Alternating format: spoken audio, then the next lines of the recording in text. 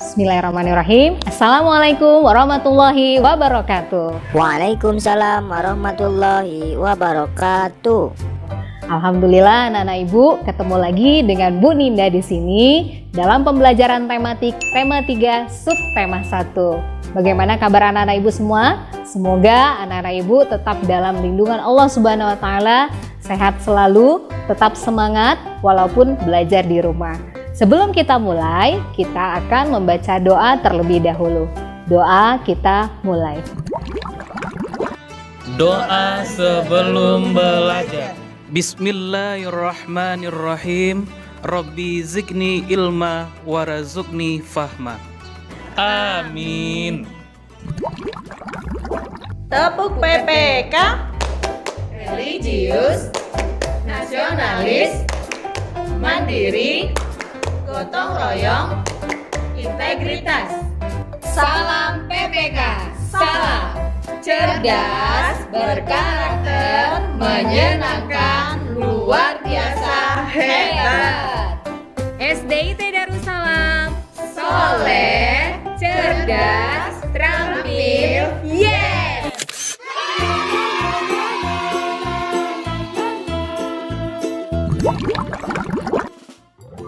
Adapun tujuan pembelajaran dari tema 3 subtema 1 ini adalah yang pertama, siswa mampu menjelaskan dan memahami keberagaman budaya di Indonesia.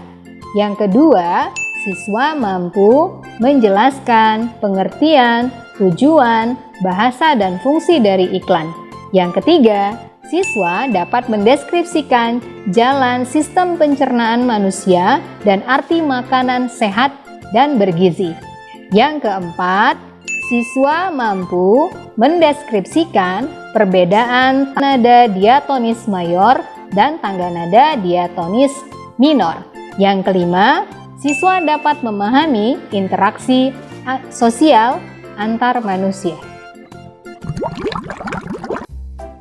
Baik anak ibu, sudah siap untuk mulai pembelajaran hari ini? Oke, perhatikan gambar berikut ini. Bisa dilihat? Gambar apa ini? Kira-kira apa ya? Oh, betul. Ini adalah iklan. Tahu apa arti iklan? Iklan artinya pesan atau berita yang ingin disampaikan pada masyarakat luas melalui suatu media. Jadi, iklan ini punya tujuan. Tahu tujuan iklan? Tujuan iklan yaitu untuk membujuk atau mengajak penerima informasi untuk melakukan hal yang ditawarkan dari pembuat iklan. Tadi kita sudah belajar tentang arti iklan dan tujuan iklan. Sekarang kita akan melihat fungsi iklan. Lihat, kira-kira dari gambar ini iklan apa ya? Ini adalah iklan komersil. Iklan komersil ini untuk memperkenalkan suatu produk dan menarik perhatian masyarakat agar mengenal dan membeli produk tersebut. Yang kedua, itu untuk memberi informasi kepada masyarakat, misal pengumuman program pemerintah. Anak ibu bisa lihat nih contohnya kayak begini nih. Nah, ini adalah salah satu informasi yang disampaikan pemerintah melalui di situ ada gambar ibu polisi. Anak ibu lihat bahasa iklan. Tahukah kalian bahasa iklan itu punya ciri-ciri loh. Iklan tidak perlu panjang, tapi dia pertama harus memiliki pilihan kata singkat, padat, dan jelas. Yang kedua, bahasa iklan harus mudah dimengerti. Yang ketiga, dia harus menarik. Coba perhatikan iklan-iklan yang ada di atas ini. Ini hanya 2 contoh loh. Yang pertama tuh, bahasanya sederhana kan? Yang kedua, gambarnya sederhana tapi bisa dipahami. Jadi anak ibu, sekali lagi bahasa iklan itu harus pilihan kata singkat, padat dan jelas, bahasa mudah dimengerti dan menarik. Nara. Lihat anak ibu, apakah ini? Ini adalah makanan sehat. Tahu nggak sih apa yang dimaksud dengan makanan sehat? Makanan sehat itu makanan yang bebas dari bahan berbahaya dan mengandung gizi, juga bermanfaat bagi tubuh. Nah, tadi ada makanan bergizi nih. Apa ya makanan bergizi? Oh, makanan bergizi itu artinya makanan yang memenuhi kebutuhan gizi tubuh. Selain itu juga, makanan sehat dan bergizi itu akan bermanfaat bagi tubuh bila dikonsumsi dengan jumlah dan aturan yang benar. Selain itu, gizi seimbang itu adalah susunan makanan sehari-hari yang mengandung zat-zat dalam jenis dan jumlah yang sesuai. Jadi anak ibu, konsumsilah makanan yang sehat dengan jumlah gizi yang seimbang. Tumpeng gizi. Anak ibu tahu nggak apa arti tumpeng gizi? Tumpeng gizi seimbang artinya komposisi dari makanan yang diurut dari yang terbesar sampai yang terkecil. Apa saja yang terbesar dan terkecil itu? Yang pertama, itu adalah menjaga berat badan rutin dengan berolahraga. Berolahraga ya, jadi harus rajin ya. Yang kedua, konsumsi air putih 8 gelas atau 2 liter air. Yang ketiga, makanan sumber karbohidrat seperti nasi, kentang dengan porsi 3-8 porsi sehari. Yang keempat, sayur dan buah-buahan 2-3 porsi sehari. Yang kelima, makanan sumber protein 2-3 porsi setiap hari. Yang keenam, makanan yang dibatasi. Apa itu makanan yang dibatasi jumlahnya? Yaitu garam, gula, dan minyak. Jadi jangan kebalik, garam, gula, minyak yang terbanyak sementara olahraganya sedikit. Tadi kita udah bicara tentang makanan, baik yang bergizi, makanan sehat. Semua makanan itu harus dimasukkan ke dalam tubuh.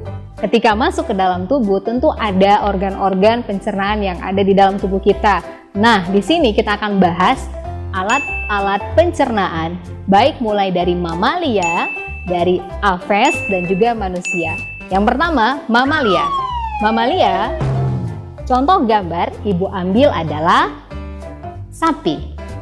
Kenapa sapi? Karena sapi adalah hewan mamalia yang memamah biak. Adapun organ atau alat pencernaan dari sapi itu adalah dimulai dari mulut. Ibu jadi sapi nggak ya? Mulut, kerongkongan, masuk ke lambung, usus halus, usus besar, dan anus. Itu adalah mamalia. Tambahan untuk sapi, nanti lambungnya terbagi atas 4, yaitu rumen, retikulum, omasum, dan abomasum. Berikutnya kita masuk ke aves atau burung. Apa saja alat pencernaan dari burung? Yang pertama dimulai dari mulut. Yang kedua, kerongkongan, lalu tembolok, ada lambung kelenjar, ada lambung pengunyah atau empedal, ada usus halus dan usus besar, terakhir adalah kloaka. Yang ini adalah, lihat di sini, apa ini? Reptil. Oke, alat pencernaan reptil itu bentuknya memanjang sesuai dengan bentuk tubuhnya. Jadi, alat pencernaannya terdiri dari rongga mulut, kerongkongan, lambung, usus halus, usus besar, dan kloaka. Sistem pencernaan pada manusia. Inilah dia sistem pencernaan pada manusia. Sistem pencernaan pada manusia terdiri yang pertama adalah rongga mulut.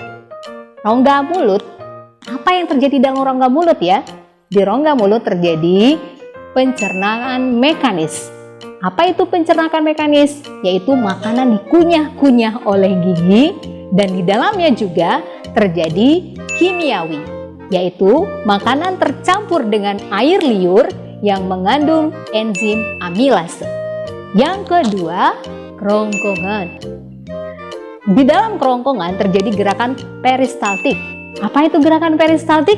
Yaitu gerakan meremas-remas makanan pada dinding kerongkongan. Yang ketiga, lambung.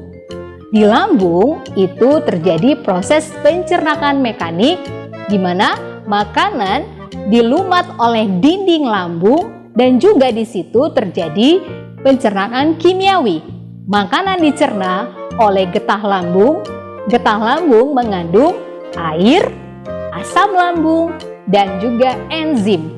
Enzimnya terdiri dari pepsin dan lipase. Yang keempat yaitu usus halus. Di usus halus terjadi pencernaan kimiawi dan penyerapan sari makanan. Yang kelima yaitu usus besar. Di usus besar terjadi penyerapan kembali air, makanan.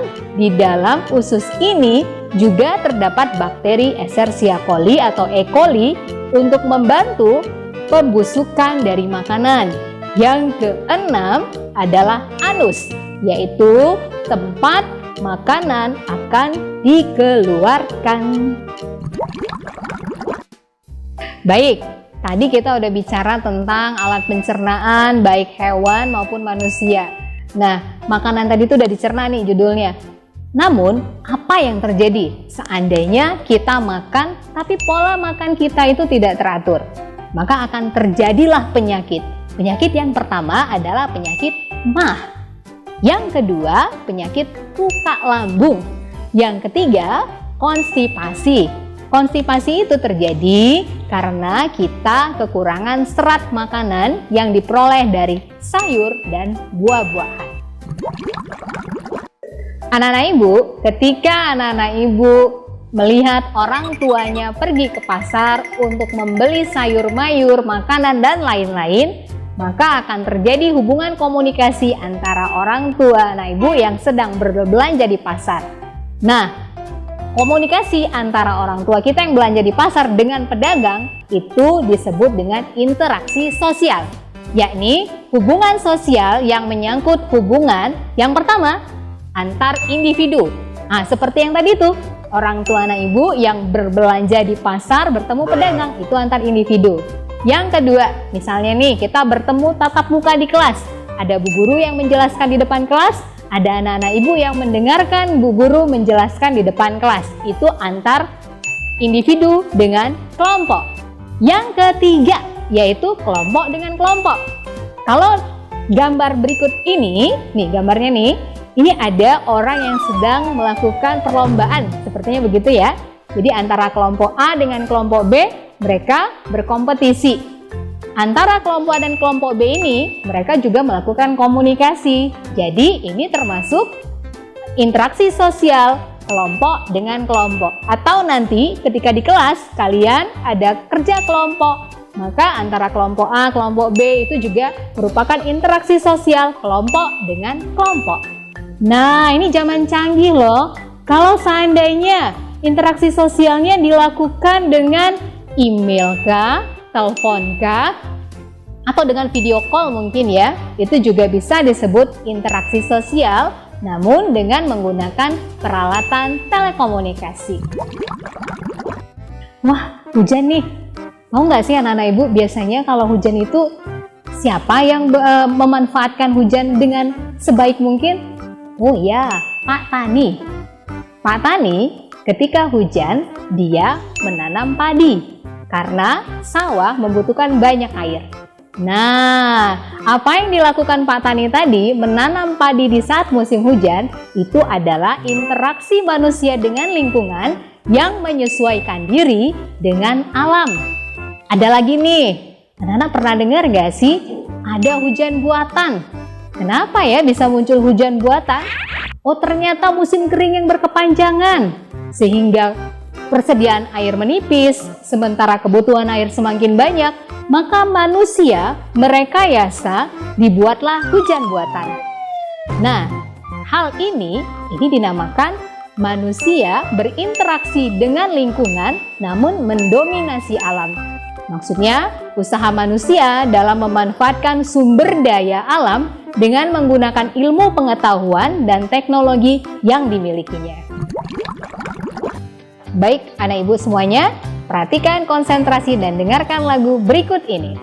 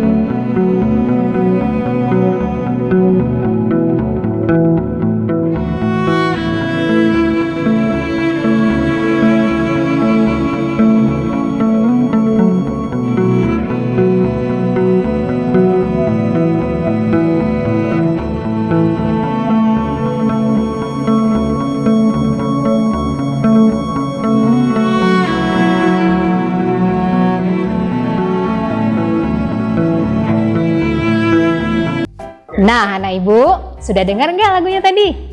Tadi adalah lagu dengan nada diatonis minor yang berjudul Syukur karangan H. Mutahar. Adapun ciri-ciri diatonis minor yang pertama, itu bernuansa haru. Yang kedua, terasa sedih. Yang ketiga, murung. Yang keempat, religius. Jadi seandainya ada di antara ciri-ciri tersebut, maka lagu tersebut termasuk ke dalam nada diatonis minor. Oke, baik anak ibu, kalau tadi kita dengarkan nada diatonis minor, sekarang coba kalian dengarkan. Yang berikut ini apa ya? Nah, apa itu?